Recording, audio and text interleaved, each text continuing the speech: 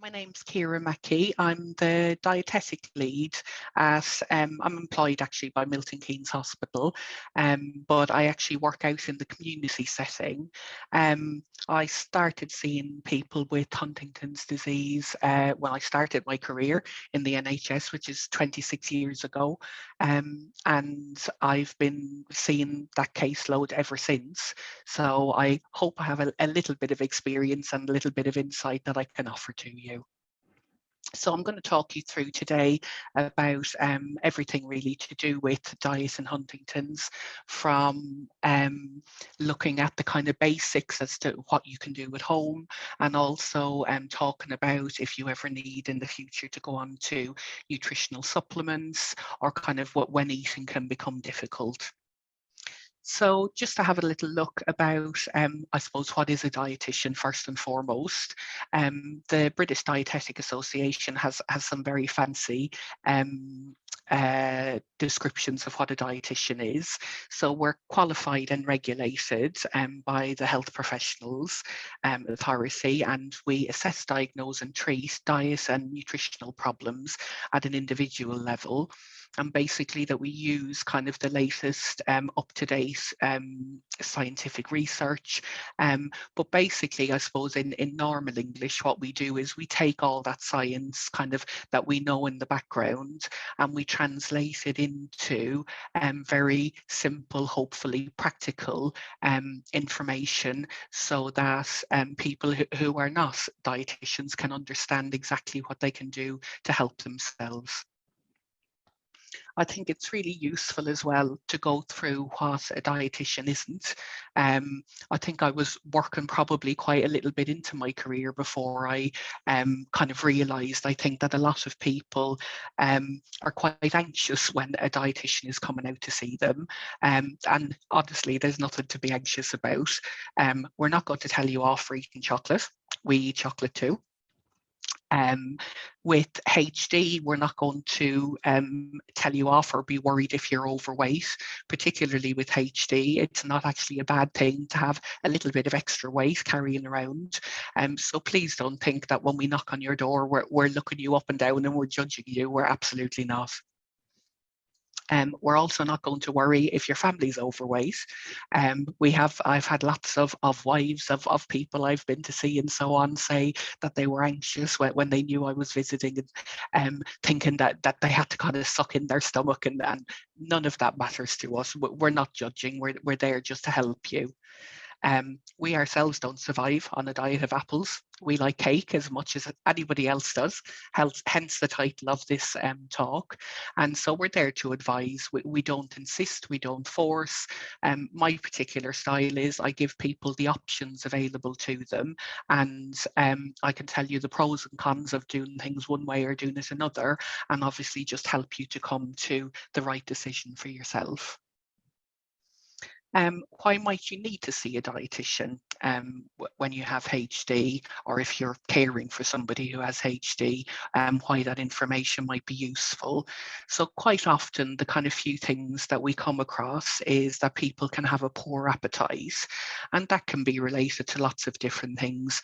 It can be related to sometimes people feeling low in mood. It can be related to eating becoming difficult, and therefore possibly not as easy or as enjoyable as it once was. So sometimes, although the rest of us quite often struggle maybe to hold off eating food, sometimes it's the shine wears off it a little bit sometimes for some people. So poor appetite can be the result of that. Unintentional weight loss, quite often, again, obviously linked with poor appetite, because if you reduce your calorie intake, your weight goes down. It's quite a simple equation, really. So lots of people can have issues with losing weight without even trying to lose weight. And I'll go through those in a little bit more detail in a few minutes.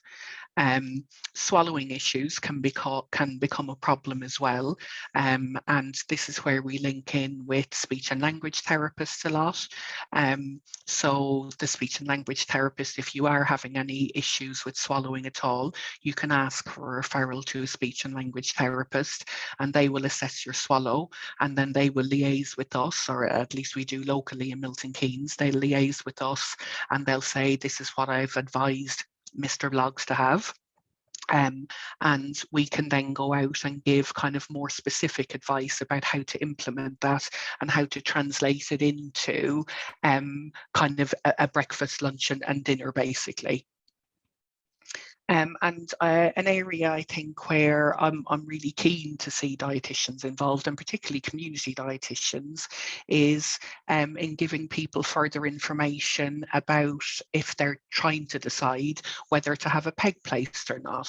I think in the community, we're the people that actually will be looking after you if you do decide to have a peg placed. So I think we have kind of years of experience of looking after people who are already peg feeding. We can talk you through the pros and the cons of it, and just give you all that information that you might need. Again, here in Milton Keynes, we do it in people's own homes. So we go out and we sit in their environment, and I very informally talk them through excuse me, the issues or the questions they might have with regard to it. There's no right or wrong answer on the peg feeding side of things. Some people choose to go ahead with it, some people don't, and we will support you either way, regardless of what that decision is. How you access a dietitian. So you can ask your GP to refer you, or you can ask your consultant. If you're being looked after at a hospital by somebody, you can ask them to refer you. And depending on excuse me, the local setup in your area, you might have a kind of specialist neurological conditions nurse or somebody in that role in your area, and they might be able to refer. And sometimes speech and language therapists can refer. So don't be afraid to ask, but definitely your GP and your consultant will be able to refer kind of no matter what part of the country you're in. So looking a little bit more specifically then at diet and Huntington's disease, I mentioned a minute ago about kind of the difference between having an increased calorie requirement and eating less. And basically from an increased calorie requirement, and this is specific to HD, is the movements that you can experience, so the choreic movements, they on their own use up calories. And if they use up calories, it's done in the same way as if you decided to go for a jog every day. Those extra calories that you're using up need to be replaced, or you will lose weight. So those movements can contribute to you having a higher calorie need than somebody who weighs exactly the same as you, but who doesn't have those choreic movements. Also biological changes, and these are still being researched in HD. So there's different thought processes kind of ranging from people with HD maybe don't use calories in exactly the same way, the cells of their body doesn't use calories, all the way through to does the gut actually absorb and treat food the same with HD and without HD. So there's different thought processes on that, but most definitely I think in my career I've seen people have unexpectedly high calorie needs with HD, and sometimes 2 and 3 and 4 times as high as the population at large, really. So making sure that we keep on top of that and prevent kind of large weight loss that can be associated with that is quite important. From a decreased calorie intake, so again, we talked about kind of poor appetite and so on a minute ago. And that, as I said before, can come from low mood. It can also be issues with the ability to feed yourself. So again, with the movements and so on, simply transporting food from the plate to your mouth can be a little bit more challenging for some people. And the swallowing issues, again, if you're able to sit down and you're able to eat your dinner in, I don't know, however long it takes you, 10 or 15 minutes on average, and then kind of, you look at it a little while later and it's taken you maybe half an hour, or it's taken you 3/4 of an hour, sometimes that can become a little bit of a chore. And swallowing problems are one of the main reasons for kind of slower meal times and so on. And obviously just trying to transport sometimes the food in your mouth as well can be, there's so many muscles in your mouth and your cheek and your tongue that all have to coordinate together to get a good swallow going. So if you do have any issues on the swallowing front, that can obviously mean that you end up eating less. And again, that all leads to weight loss. And a fear of choking, sometimes it's not even when people are having any kind of regular problems with choking. Sometimes it could be just that they've had one issue choking and it kind of scared them, and it kind of places a little bit of fear there. And again, if you're a little bit afraid to do something, you don't necessarily want to do it as often maybe as you used to. So a fear of choking can cause issues for people as well. So the result of all of this, I hope it's clear from this slide, is all the things that we've just spoken about can all lead to weight loss. And if you were to follow a diet that is generally recommended by the government for the population at large, so low everything basically, low calorie, low salt, low fat, all the rest of it, that would only make the weight loss even worse. So the diet that's actually recommended for HD is quite different than the diet that's recommended for those of us who are a little bit more on the chunky side and need to actually decrease our weight a little bit. So what's the result of malnutrition? And these are kind of, this is not specific to HD, although it will obviously apply. But this is for anybody at risk of malnutrition. So generally reduced strength, and a lot of that is linked in with you're just not fueling your body. The same way as if you don't put the right fuel into a car, it won't run from A to B. If you're not putting the right food and fluid into your body, it doesn't work as well as it should do. But the reduced strength is also linked in with muscle wastage, and muscle wastage can happen particularly, and again, with anybody in the population. If you lose weight quickly, you don't just lose fat tissue, you actually lose muscle tissue as well, and that can result in having a reduced strength. Being malnourished also impairs your immune function. So in normal English, that's your ability to fight off infections. So an increased risk of infections can occur as well. Delayed wound healing, everything from just a paper cut on your finger to everything up to pressure sores. If you're not putting the right building blocks of good nutrition into your body, the right kind of ingredients to heal and create new skin and heal wounds is not there. And decreased mobility as well comes from, again, reduced strength and muscle wastage. And generally, we find that people that are malnourished have more hospital visits, and they also have a longer length of stay when they go into hospital if they're malnourished. And I think malnutrition is one of those things that we think that happens in other countries where a complete lack of food is an issue, but actually huge numbers of people going into hospital every year are malnourished, in care homes and nursing homes around the country are malnourished. But it's one of those things that we don't see in the media very often. We see the fact that we're all too chunky, but we don't see very much about people who are really malnourished and the effects that causes for them. So what can you do at home? And simply, if you're maintaining your weight and you're ticking along quite well, that's a sign that you're actually eating enough for yourself at the moment. And very simply, all we would advise then is to continue to eat the appropriate consistency food. And the appropriate consistency food, if you have any swallowing problems and if speech and language therapy have advised you on a particular consistency of food or drink, that's what we mean to follow that. So to have an appropriate consistency food and just to monitor your weight monthly. People often ask, how often should I weigh myself? Generally, weighing yourself every day is a road to disaster. All you're doing is weighing whether you've had your bowels open between one day or another. Your weight doesn't change that quickly that it warrants weighing yourself every day. So what I would say is kind of at the very most every couple of weeks, but usually monthly will be enough, particularly if you're ticking along well.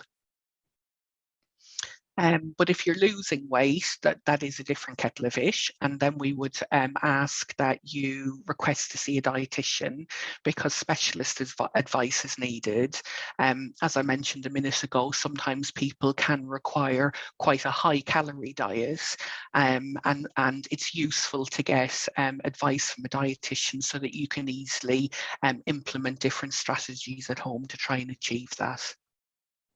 Avoiding distractions during meal times is really good, and some of this advice is kind of linked in with what speech and language therapy would tell you as well. So people are much more likely to choke, and that's with or without HD. You know, the way sometimes, I don't know, you start laughing at somebody in the middle of a meal or something like that, and all of a sudden you're coughing and spluttering because, as we call it, something's gone down the wrong way. That's basically a joke. So if we can avoid distractions during meal times, the chance of choking decreases quite considerably.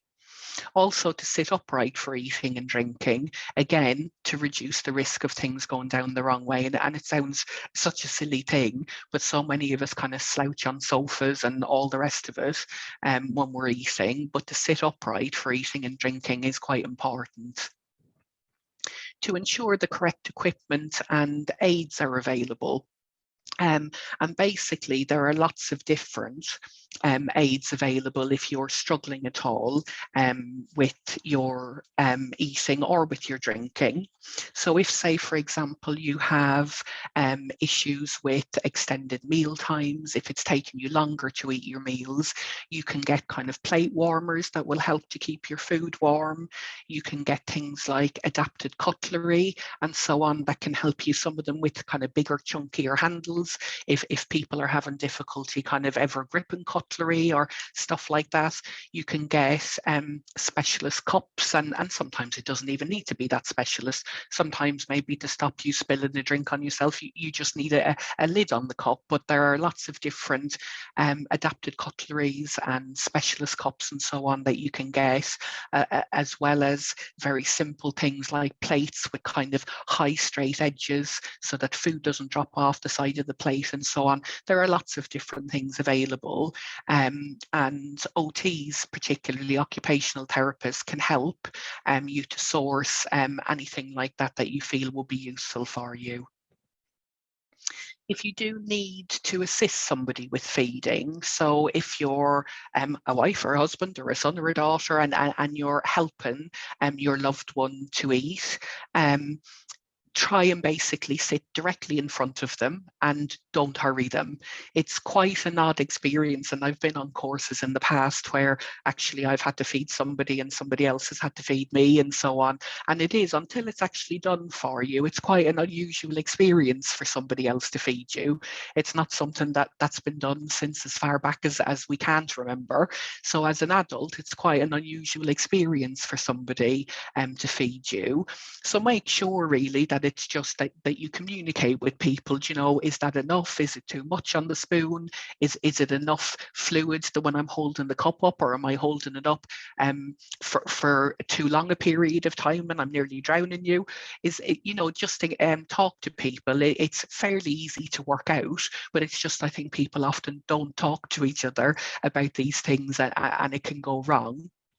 And also to encourage people to chew their food well. Again, it sounds silly, but sometimes, particularly I think also if you're having to be fed, lots of people report to me, oh, well, I don't want to put her out any longer than I have to, so I kind of gulp my way through my dinner. And again, that's a recipe for things going down the wrong way and struggling and choking with food. So just encourage people and to chew well, so that things are going into your throat the right size. Also to remain upright after 30 minutes after a meal. Again, it's I don't know, I was going to say, well, none of us would eat a roast dinner and go and lie down then, would we? But we possibly would on Christmas Day. But remaining upright and just keeping your food pipe upright basically helps after a meal time. So it's a good idea to kind of stay sitting up for about 30 minutes after a meal. Small frequent meals may be easier to manage. So again, we're very conditioned into kind of 3 square meals a day.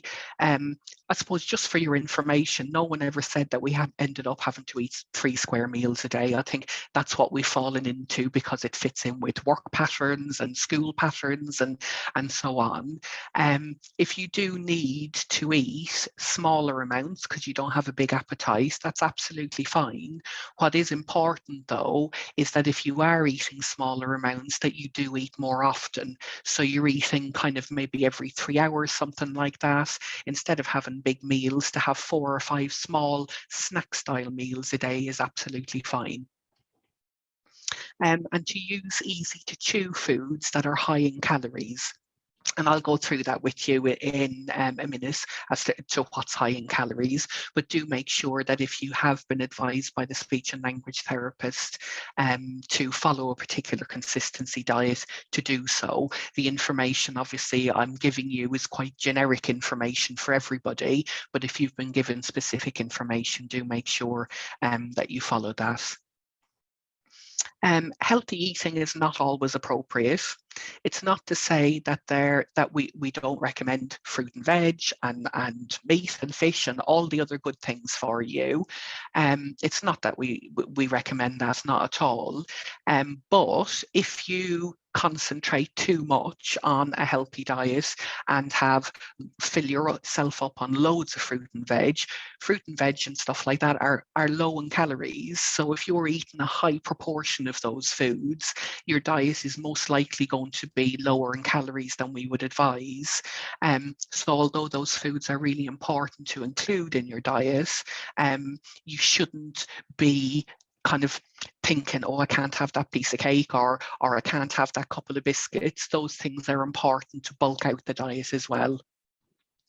And generally, for Huntington's disease, a high protein, high calorie diet is advised. And that's what I'm going to go through with you now. So fortification, food fortification is what you'll hear dietitians call it. It's basically, how do I sneak some extra calories into the food without kind of increasing the bulk of the food, the portion of the food too much? And there's some really simple things that you can do at home that will help on that score. Things like using milk powder. So if you go to the supermarket, usually down the aisle where you have the long life milk, or sometimes in the tea and coffee aisle, you'll find skimmed milk powder. There are some branded ones, but the supermarkets generally do their own brands as well. And skimmed milk powder is quite a high calorie and quite a high protein thing. And how we would advise that you use it is that you add it in, if you look down here at the bottom, add it in to full fat milk to form a kind of runny paste, as if you were making up a packet sauce. And then once you've actually mixed it in to the milk, then you can add that high calorie milk into other foods and drinks to increase the calories up. So you could obviously fortify your milk, and then you could make, for example, I don't know, a cup of hot chocolate with the high calorie milk, which instantly makes that higher in calories. Things like all the things that you would be told normally not to eat are the things on a higher calorie diet that you'll be asked to eat. So things like kind of margarine, kind of spreading it thickly on bread and sandwiches and melting a little bit over your dinner. 1 heaped teaspoon, which again is like the little portion pack that you'll get if you went into a pub or a restaurant, gives you kind of 70, 80 calories. And again, if you can add in 1 extra knob of butter isn't going to make any difference to your weight, but adding a knob of butter here and adding some milk powder there and adding a handful of cheese into your mashed potato and adding some double cream into the top of a cup of coffee, all of those things you can see here, some of them are really high in calories. So say, for example, if you look kind of a spoonful, a tablespoonful of double cream has 135 calories.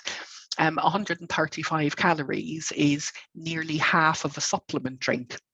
The supplement drinks that you might get prescribed from the GP if you were struggling to keep your weight up, but it's really easy to actually increase your weight through small things at home. Snacks between meals, again, if you're struggling to keep your weight up, we would always advise that you have snacks between meals. It's a really easy way of actually getting some additional calories in. And I've broken these ones up into, I wouldn't say low calorie because they're not, but they're slightly lower calories, kind of 150, 250 calories. Then the kind of the yellow ones in the middle are 200 to 300, and the green ones at the bottom are kind of up to 350 calories. And again, there's a mixture. You can see all the different choices there. There's a mixture of kind of sweet and savory things. What I would advise is don't get too boring with your snack choices. So make sure that you get different things rather than it's really easy to just have a couple of biscuits with a cup of coffee in between meals. And if that's your thing, absolutely continue on with this. But I think just to keep interest in diet as well, I think it's really useful to mix things up a bit. And maybe to have things like, you know, a small matchbox kind of size of cheese, and maybe with an apple or a few grapes or some mixed nuts if swallowing is not an issue for you. Or you could get very posh and do dipping olive oil and ciabatta bread. So whatever is your thing really, we would advise that you have a couple of snacks each day in between meals. Drinks are something that are actually very overlooked when it comes to trying to get extra calories in. And obviously we hear all the time with regards to water, and there's a bit of an old wives' tale going around that you need 8 glasses of water a day. Nobody has ever said that you need 8 glasses of water a day. I think what the message has gotten mixed over the years. Generally, the advice is that you need to be drinking about 8 glasses of fluid a day, some of which should be water. But when you're looking to try and get some extra calories in, we definitely wouldn't recommend that it was all water, because again, water has absolutely 0 calories in it. It's perfect for hydration, but doesn't have any calories in it. When you look down the bottom of the list here, you can see actually some fluids can give you loads of extra calories. So things, an awful lot of the milk-based things are the higher calorie things. So full fat milk or Channel Island milk, the real high calorie milk, or things like hot chocolate, or things like Ovaltine, or drinking chocolate or cocoa, all of those, as long as they're made up completely on milk. And we would recommend, if you're struggling with your weight, that it's full fat milk that you buy and not semi-skimmed or skimmed milk if you can help it, because it just gives you those extra few calories. I suppose just some tips, and obviously you'll have access. I won't go through every single one of these in detail because you'll have access to this after my talk for you to have a little read through. But some little kind of hints and tips, generally kind of with regards to eating little and often, is basically, yeah, smaller meals like we've spoken about. Try to, if you're struggling appetite-wise, trying to have drinks as a separate separate time to your meals, because drinks very much can fill you up. And try having a pudding once or twice a day after your kind of savoury meal, again for additional calories. And as we've spoken about, again, to have snacks in between meals to help boost your intake. Then enriching your food is, again, like food fortification. It's how do I get extra calories into the food? And again, just touching on a few ideas for you to add cheese into soups and so on, and into like a handful of grated cheese into mashed potato to make a cheesy mash, hugely increases the calories in it. Again, using extra butter or margarine into sandwiches or on potatoes, or just melted over your dinner. Adding cream or condensed milk into puddings is a really useful way of bulking up the calories. And also the way you cook really helps. So again, many moons ago, we all did the right thing as we were told to do, and banished the frying pan to the back of the cupboard. And this might be the time to get the frying pan back out now, because using oil, and you can use good oils, so you can use kind of vegetable oils and sunflower oils and olive oils and so on, to try and get extra calories into food when you're cooking, because food absorbs oil when you use oil to cook in it, and therefore very much increases the calories in it. We've talked about nourishing drinks, so I won't talk about that again.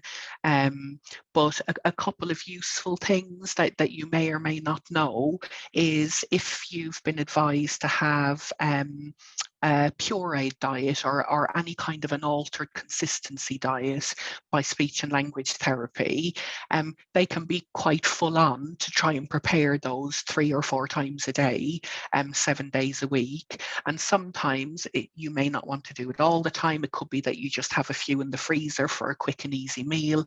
There are some of the meal delivery services like Wiltshire Farm Foods and Oak House Foods that actually do ready prepared meals that come in pureed form. They're very good quality, and they're kind of nutritionally balanced as well, that they generally have extra calories added into them already. So they're kind of quite useful things sometimes to have in the freezer, that just in case, I don't know, your daily routine goes out the window one day, or you just fancy a night off from cooking.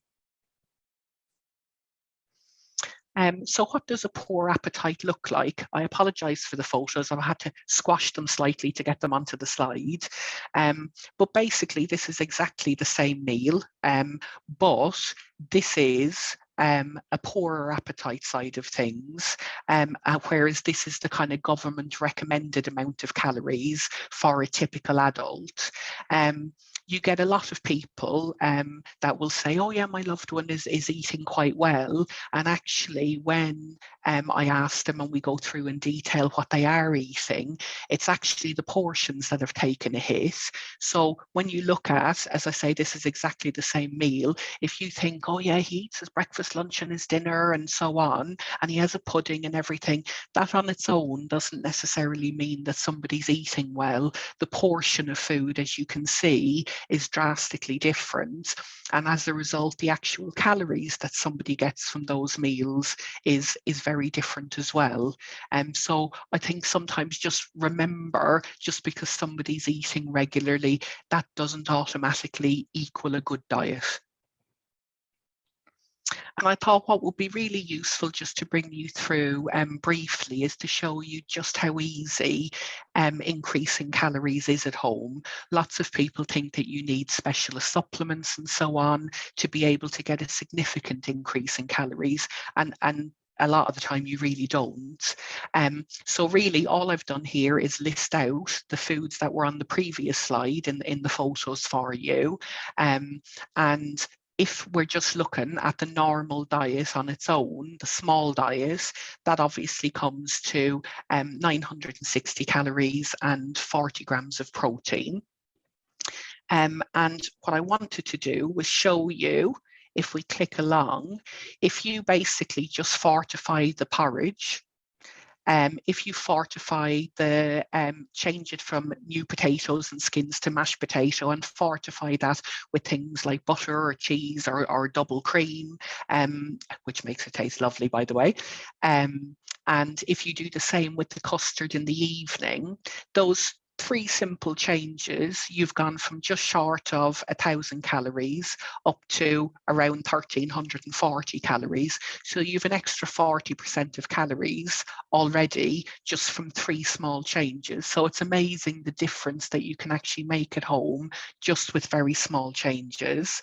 And if we click along one again, all I've done on this one, your fortified bits are all the same, but all we've done is put in three snacks. And again, the snacks don't have to be huge. So to give you an idea, a cup of tea and a digestive biscuit, maybe for your 11s in the morning, something like a cup of coffee made on milk and a small slice of malt loaf with butter, maybe in between your midday meal and your evening meal, so in the afternoon. And again, a kind of milky drink maybe before you go to bed, and some kind of a snack. For example, we've just chosen a half a tea cake and butter, and suddenly you're gone from the 1,340 up to well over 2,000 calories a day.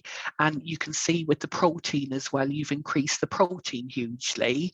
So really, with just small changes at home, we've gone from around 1,000 calories a day up to nearly 2,100, 2,200 calories a day without having to use any special products. These are just things that you can do yourself at home. If you get to the stage where food, you're doing all these things at home, or the appetite has dropped off so much that actually, although you're fortifying, it's still not enough on its own to keep the weight up, there are lots of different products that we can prescribe for you that will help. Many of you will have heard of nutritional supplements, or maybe have known somebody that's on nutritional supplements, or you might already be started on them. But there are lots of different varieties of them available. Lots of different manufacturers as well. So basically you have kind of juice style supplements, which are more like a fruit juice. You can get milkshake style supplements, and you can get them in a powdered form that you mix yourself with milk at home, or you can get the ready to drink form, which are ready straight out of the bottle. You can also get pudding type supplements, and again you get a few different varieties. You get one that's a powdered one that you mix with milk, so it's a bit like a kind of a mousse or an Angel Delight type of thing. And you also get ready-made ones that come in little pots, and they come in lovely flavors like chocolate mint and chocolate orange and vanilla and banana flavors and so on. These supplements here can be particularly useful as well if you do have swallowing issues, or if you're struggling with fluids at all. So there are nutritional puddings available. And you'll notice that obviously these three categories here are actually all very much on the sweet side of things, but there is a savoury option as well. So there's like a powdered soup, if you think of a cup of soup type of affair, that you just basically mix with boiling water, or you can mix it with hot milk to get even more calories out of it. And they basically are much more like a cup of soup. So that's the savoury end of things. Generally, the supplements, there's huge different ones available, but generally the kind of minimum you'll get out of one serving, one bottle or one sachet is kind of 300 calories there or thereabouts. They do go up to 600 calories in a bottle. So they're incredibly dense from a calorie point of view. So you can get a lot of calories in quite a small volume. And if you do need them, it is really important that you actually sip them slowly. If you drink them too quickly, they can cause a tummy upset. So if you've ever tried them and you thought that they didn't suit you, it's possibly because you were drinking them too quickly. They should be drunk over a minimum of kind of 30 minutes to make sure that they don't upset your tummy, but they're really useful, and a lot of them taste really nice. And lastly, I suppose I just wanted to touch on if eating becomes really difficult and you're considering possibly the idea of getting a feeding tube placed, or a peg tube as you'll hear it be called. This is just a little diagram that gives you an idea of what it may look like. So this is the outside part of the body, the outside of the skin, and this is, if you were able to see on the inside, this is the inside of the stomach. And basically the feeding tube is just placed through the different layers of tissue and fat and muscle and so on, from the outside of your tummy through to the inside. And on the end, you basically have a little connector that you can connect a tube to, or you can connect a syringe that doesn't have a needle on it, just a syringe to, so you can actually put feeds very similar to the ones that we saw on the previous screen. You can put feeds through the tube, you can put water through the tube if drinking enough is a major problem for you, so it's really useful from a hydration point of view. And you can also put most medications through it as well. So if you get to the stage where taking the medicines or swallowing the medicines is really difficult, you can put most medications through the feeding tube as well. You will see lots of different manufacturers of feeding tubes, so it won't always look identical to this, but the idea of it will be exactly the same. You'll have an end connector, you'll have a little, either a triangular or a round bit that keeps it in place on the outside, and you'll have something that keeps it in place on the inside. And just to very quickly touch on what your options for feeding might be if you did decide to have a peg tube. And there's a few options that you could do. Bolus feeding is basically the terminology for, if you want to call it, meal feeding. So it kind of like giving little meals of feed throughout the day, can be really useful. And what I should say, and what's really important to say, is for the vast majority of people, you can actually continue to eat what you want to eat and what you're able to eat, and you can give peg feeds. It's not that you can only peg feed or only eat by mouth. You can actually mix and match the two, so that the peg can be used as a top-up from a calorie and a nutrition point of view. And this photo here is basically just very simply giving, this is a syringe that's connected to the end of the feeding tube, and just syringing in a little bottle of feed, which will give several hundred calories into the little blue man. Several hundred calories to give a boost to your calorie intake. And the feeds also contain, they're kind of balanced nutrition. So not only do they contain calories, but they contain fats and proteins and carbohydrates and all the vitamins and minerals that you'd need for the day. If you decided that you didn't want to do little meals of feed, you can actually feed through a feeding pump. And so basically the idea of that is that you turn on the feeding pump in the morning time, and the feed just chugs away during the day in the background and runs all the feeds that you need into you over several hours. This picture here is basically the equipment that we use locally. Again, it could be slightly different in your area, but the idea will be exactly the same.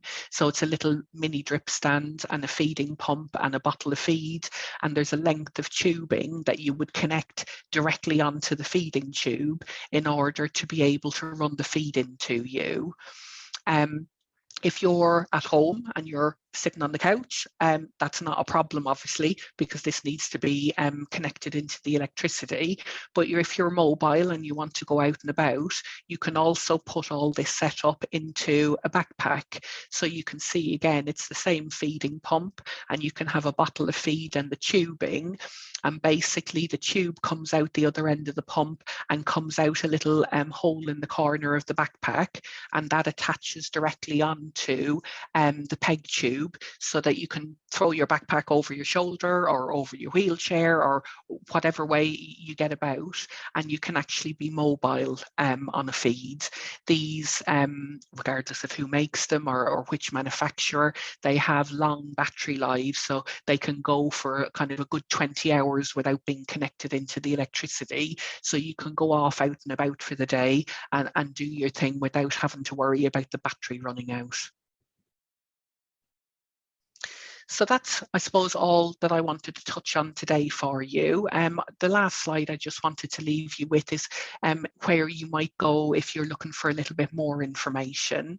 And the Huntington's Disease Association Eat Well Guide is a really good guide on diet and nutrition, and there's some really useful information in there. The community dietitians at Milton Keynes, we also have a web page, or it's part of our hospital's intranet site. So I've left you the link there, or you can just Google Community Dietetics Milton Keynes. And what you'll find is on the right-hand side of the screen, you'll find different links where there's information on tube feeding, and there's also helpful videos. So there's videos that so you can see a feed being given and so on. And also this little symbol here, if you click on that, it brings up lots of other videos so that you can see them as well. There's also information if you're losing weight, so all the kind of high protein, high calorie advice that we've gone through today is also on there as well. And if you want a little bit more information on tube feeding, although this website is actually aimed at motor neuron disease, it's such a good website, I felt it was worth mentioning it to you. And it's split into different areas, so you can watch as much or as little, most of them are videos, as much or as little as you want. So it has areas like whether you're thinking about having a tube placed, it goes through the fitting of a tube, living with a feeding tube, and also caring for somebody who has a feeding tube in place. So that's really useful information. And as I say, ignore the fact that it's for another condition. All the information on there still applies. And that's me done and dusted.